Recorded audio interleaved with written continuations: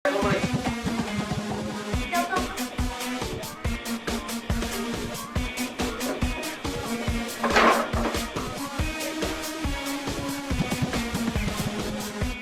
কি খবর? কোন সমস্যা? খবর তো বেশি ভালো না, সমস্যা তো একটা আছেই। আমরা তো কাম কাজ করার লেগে ঢাকায় গেছিলাম, কিন্তু এখনো পর্যন্ত কোনো কাম কাজের ব্যবস্থা হইল না। হইব তোমরা খোঁজ খবর রাখো, আমরা তো রাখতেছি। হয়ে যাবো, কোনো টেনশন করো না। কিন্তু দেরি করলে তো চলবো না, একটু তাড়াতাড়ি করতে হইব। হয়ে যাবো ভাবি। আমরা তো বেশি টাকা পয়সা নিয়ে আসি নাই, আমরা থাকুন কেমনে পরে? আরে এত টেনশন নেওয়ার কিছু নেই তো, তুমি তো সবসময় রাখানোর লেগে ব্যবস্থা করতেছি, যদি তুমি রাজি থাকো আর কি। কি রাজি? কি রাজি শামিম ভাই?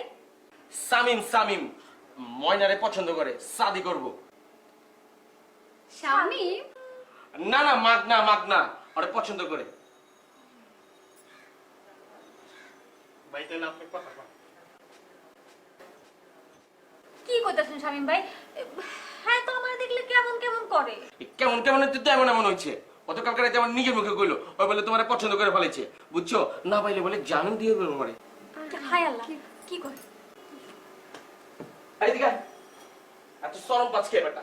কইবার চাস না? আয়, বেশি শরম পাচ্ছ তুই। সব সময় আমি দেখছি একটা ভালো কামের সময় তুই বেজাল করছ।